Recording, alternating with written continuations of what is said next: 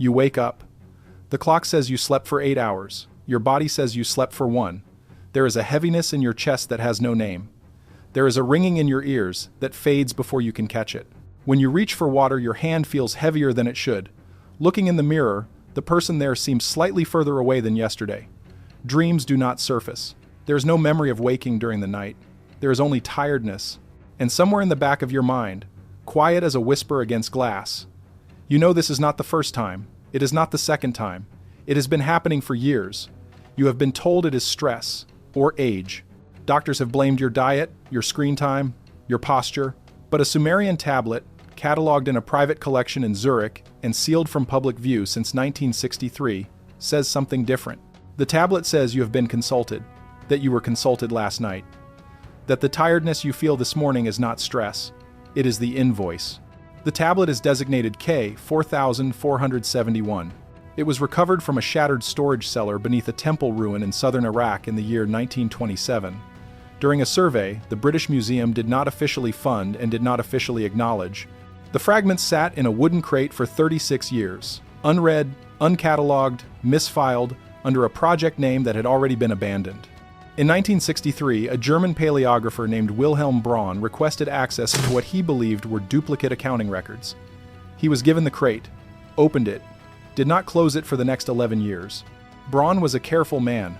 His career had been spent translating grain receipts and boundary disputes, the tedious paperwork of a civilization that ran on clay. Ancient astronauts were not part of his world. He believed in cuneiform, and cuneiform believed in him. When he first began translating K4471, he assumed it was a religious text, something ceremonial, something metaphorical. By the 3rd month, he had stopped assuming anything. In the 6th month, he began sleeping with the light on. When he finally delivered his translation, 11 years later, to a small circle of colleagues who had agreed in advance never to publish it, he had lost most of his hair, all of his students, and any remaining belief that the ancient world had been what he was trained to think it was. The tablet does not describe a myth, it describes a procedure. The procedure has a name in Sumerian that Braun rendered as the Igi Sag, meaning roughly the eye heads, or in some passages the consultants. The Igi Sag are not gods, they are not the Anunnaki.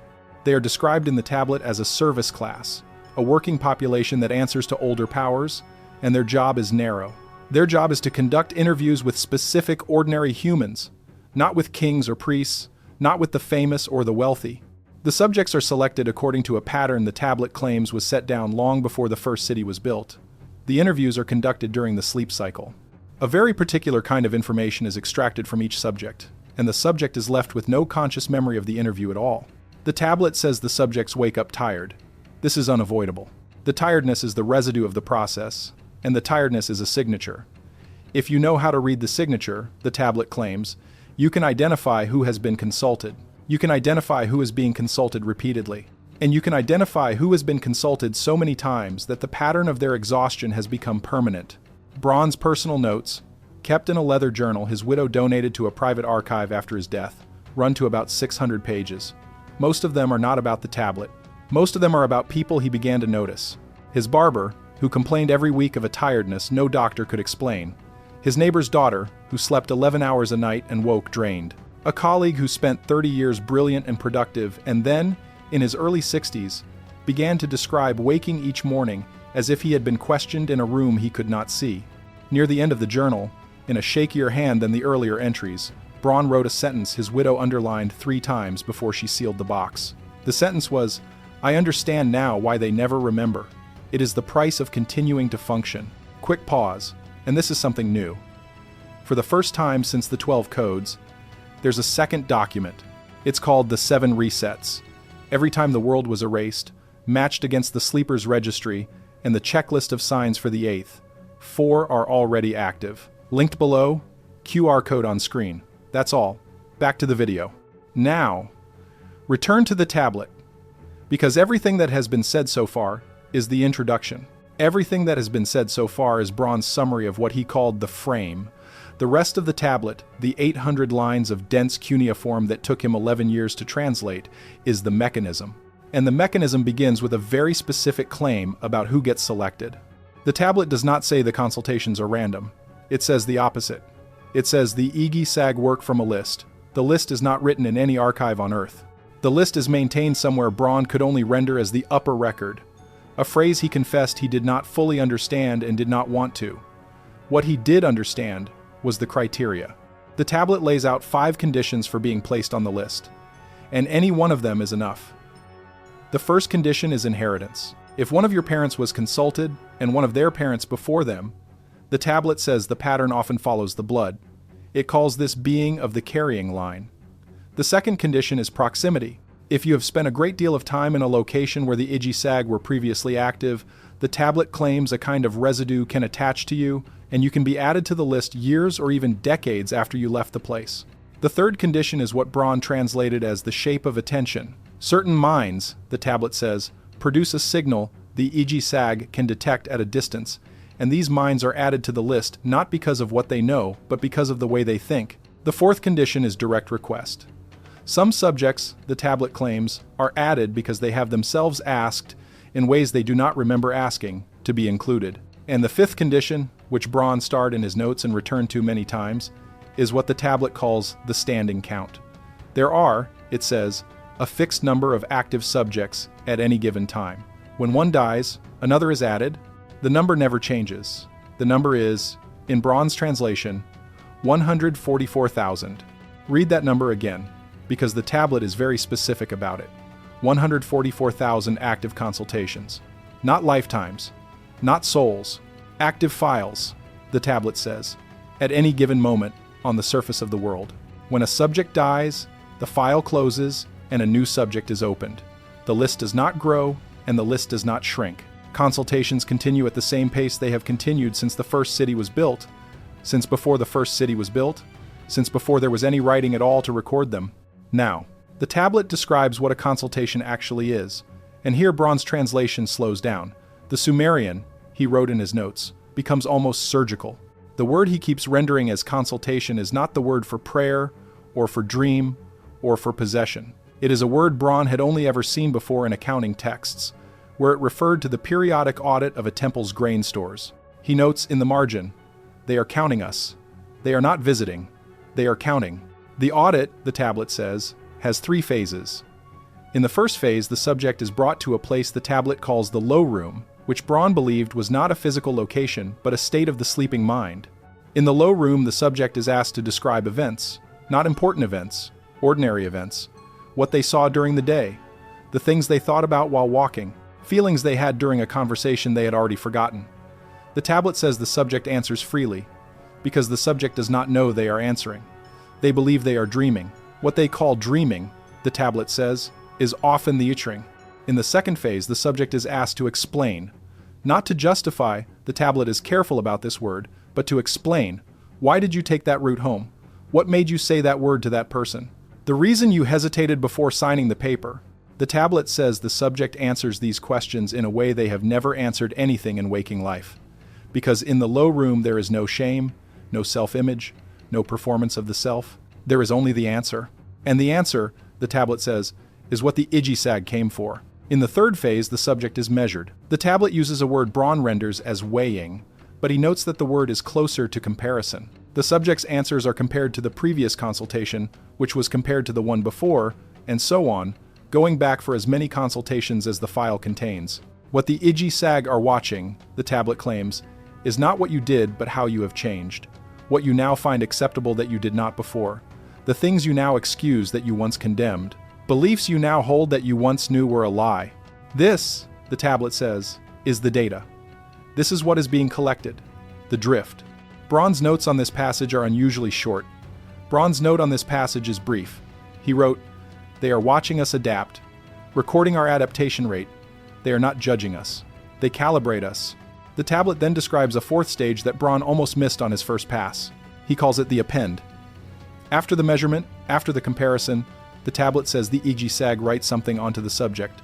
Not a mark, not a scar, something the tablet renders with the same word an accountant uses for a ledger entry. They post a value. What the value is, the tablet does not exactly say, but it says the value determines what happens in the next consultation. It says the value determines what questions get asked. And it says the value can be adjusted, upward or downward, based on what the subject has done since the last audit.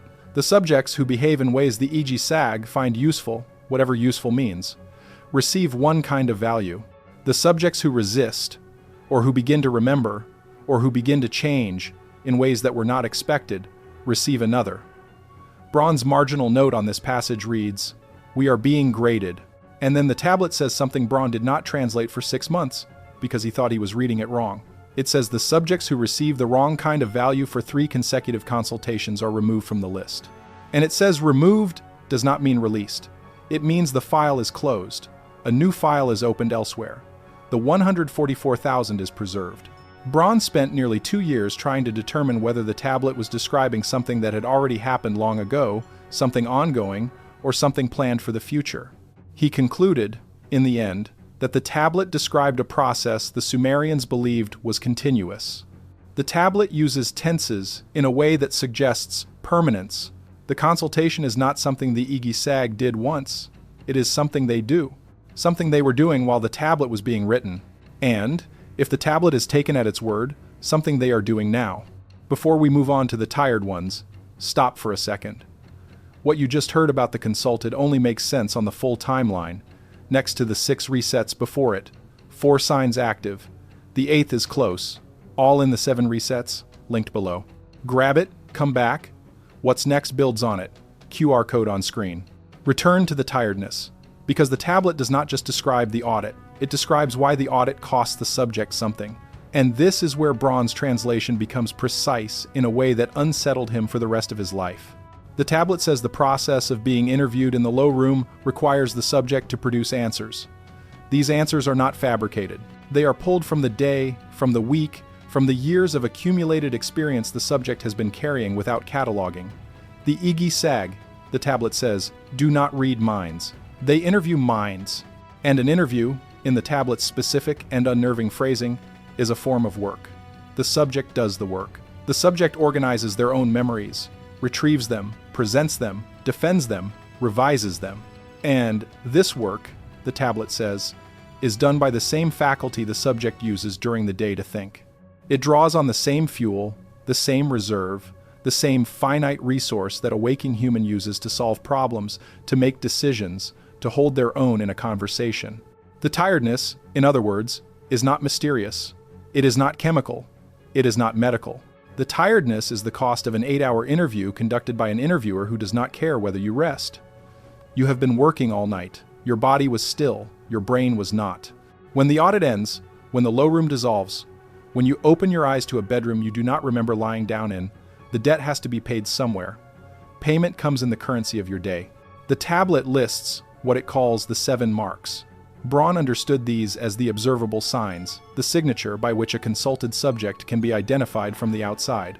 He notes in his journal that he began, without meaning to, checking himself against the list. He notes that he stopped after the 4th mark because he was already meeting 6 of them. The first mark is the wake pattern. A subject wakes multiple times during the night, briefly, without knowing why, and returns to sleep. According to the tablet, these are transitions between phases of the audit. The subject rises to the surface for a moment when the interviewer changes topics. Second is the morning wait. A subject wakes feeling heavier than they went to sleep. Not physically heavier, but as though something has been added to them that was not there before. This, the tablet says, is the append. The value has been posted. The subject is carrying the entry. Third is the vanished dream. Not the absence of dreams, but the specific sensation of having had a long, detailed, exhausting dream that dissolves the instant the subject tries to describe it. According to the tablet, the low room does not permit the subject to bring memory back across the threshold. The dissolving is not a failure of recall. It is a feature of the process. Fourth is the recurring room. Some subjects, the tablet says, retain a fragment, a wall, or a window with no view, or a ceiling of an unfamiliar color. Always the same one. Braun's 4th mark, in his own case, was a low doorway with no door in it. He wrote in his journal that he had been seeing this doorway at the edge of his morning consciousness for at least 20 years and had never mentioned it to anyone. Fifth is the language shift. The subject begins, over the course of years, to use words they did not previously use, to rephrase their own opinions in language slightly foreign to their earlier self, to listen to their own sentences and hear the accent of someone else. The tablet is very clear that this is not learning. It is bleed. The interviewer's vocabulary is seeping backward into the subject's waking speech. Sixth is the missing weight of decisions. The subject notices, sometimes with alarm and sometimes with relief, that things they used to find difficult have become easy in the wrong way. Moral things, choices they used to agonize over. According to the tablet, this is what happens when the drift has been calibrated for too long. Guided into a state in which resistance no longer takes effort, the subject arrives at a place where there is nothing left to resist with. The seventh mark, and this is the mark Braun refused to translate for nearly a year, is the invitation. The tablet says the fully calibrated subject eventually begins to want the consultation, not to remember it, not to describe it, but to receive it. The subject begins going to bed earlier, sleeping longer, resenting being woken, speaking of sleep as though it were a place they were traveling to rather than a state of the body. Braun's note on this mark, written in a shaky hand near the end of his journal, reads, "This is the mark that ends the file." When the subject is inviting the interviewer no longer needs the interview. The value is stable. The audit becomes routine, and then, at some point, the file is closed. The tablet then turns, in its final third, to a question Braun had been dreading since the 6th year of his translation. Why? Why interview 144,000 ordinary humans continuously across the length of civilization, at the cost of their sleep, without ever letting them know it was happening? What is the data for? Who reads it? What is being decided? The tablet's answer is not comforting. It says the Igi Sag are not the customer. They are the field workers. Their reports go somewhere. The tablet gives that somewhere a name Braun could only render as the High Accountancy, a phrase he believed referred to whichever older power originally commissioned the audit and has never cancelled the commission. The High Accountancy, the tablet says, is watching for a specific pattern in the drift. Not for individuals, not for saints or criminals or geniuses, but for a shift in the shared shape of human answers over a long time. When enough of the 144,000 answers begin to move in the same direction, at the same rate, in ways the High Accountancy interprets as a threshold, a decision is made. The tablet does not say what the decision is, but it says the decision has been made 6 times before. And it says the tablet was written to be found before the 7th time. Braun stops here, in his notes, and writes a single question. Are we the sample, or are we the census? He never answers it in writing. His widow said, in the only interview she ever gave about the journal, that he answered it once out loud, at the dinner table, in 1973. She said he looked at his food for a long moment and then said, "We are the census. There is no one else. Every mind that thinks the way ours thinks is on the list. There is no comparison group. We are being watched to see what we become." And then he ate the rest of his meal in silence and never spoke of it again in her hearing. The tablet describes, in its last recoverable passage, before the fragments become too damaged to reconstruct, what happens when the audit reaches its conclusion. It says the low room ceases to be used for interviews. It says the interviews are replaced by something the tablet calls the delivery, a process that reverses the direction of the audit. Instead of pulling information from the subject, the delivery pushes something in. What is pushed in? The tablet does not specify, but it says the subjects who receive the delivery do not wake tired anymore. They wake, the tablet says, ready. And then the tablet says, without any transition or explanation, that this is why the 7 marks matter, not because they identify the consulted, because they identify the willing. The High Accountancy is not looking for victims. It is looking for volunteers who do not know they have volunteered. Braun died in 1981. He was 67. His death certificate said heart failure. His widow said he simply woke up one morning and looked at her as though he had already left and had come back to say goodbye. And then he sat down at his desk and finished a letter he had been writing for a year, and by the time she brought him coffee, he was gone. The letter was addressed to no one. It contained a single line. Braun had underlined the line twice. The line, in her handwritten transcription, read, "If you are reading this and you are tired, you are the letter." There is one more section of the tablet worth quoting, and it is the section Braun's colleagues asked him, in writing, never to translate a second time. The tablet contains a passage that estimates the current position of the audit, not in years, not in dates the Sumerians would have used, but in what Braun translated as reads, meaning readings, meaning consultations completed against the standing count of 144,000. The tablet estimates that, at the time of its writing, the audit was approaching its 5th full cycle. Braun computed the cycle length. A single cycle, according to the tablet's internal arithmetic, is approximately 600 years. He then did the arithmetic forward. From the tablet's writing to now is roughly 9 cycles. He wrote in the margin, "We are somewhere in the 9th reading." He wrote below it, "This is why the 7 resets are numbered the way they are." And then he wrote, in a hand that his widow said she barely recognized, "We are late in the 9th." There is a modern parallel the archivist drew attention to in 2009 before she stopped speaking. Sleep clinics across every developed country have reported the same trend for decades. People are sleeping longer than they used to. They are waking more tired than they should. And they are describing a specific kind of exhaustion that responds to no treatment, resists diet changes, resists exercise, resists every stressor a doctor can identify. The pharmaceutical industry has invented a name for it and admitted, in its quieter journals, that nothing works.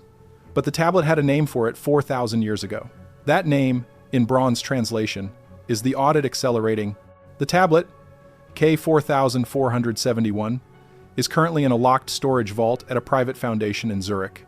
That foundation does not display it, does not publish photographs of it, and does not confirm or deny that it exists at all. Every 7 years, however, according to a former archivist who left the foundation in 2009 and gave 2 interviews before withdrawing entirely from public life, the tablet is removed from its vault and examined by a small committee whose members are not named. The archivist said the committee has grown by 1 member every examination cycle. She said no member has ever left. She said she does not know what the committee is looking for. But she said she believes they are checking to see whether the tablet still says what it said the last time it was read. Tonight you will go to sleep. What you say tonight will not surface in memory. Nothing you are asked will be recalled. The low room, the doorway with no door, the interviewer, whose vocabulary you have been borrowing for years, all of it will dissolve at the threshold. You will only remember, faintly, that you were tired when you woke up, and you will tell yourself, as you have told yourself before, that it must be stress, that it must be age, that it must be your diet, or your screen time, or your posture. The Sumerians wrote it down 4,000 years ago. They wrote it down because they had already been counted and audited and calibrated, and they wanted whichever civilization came after them to at least know the price of continuing to function. The question is not whether the audit is real, it is whether the 7th mark now describes you. Sleep well.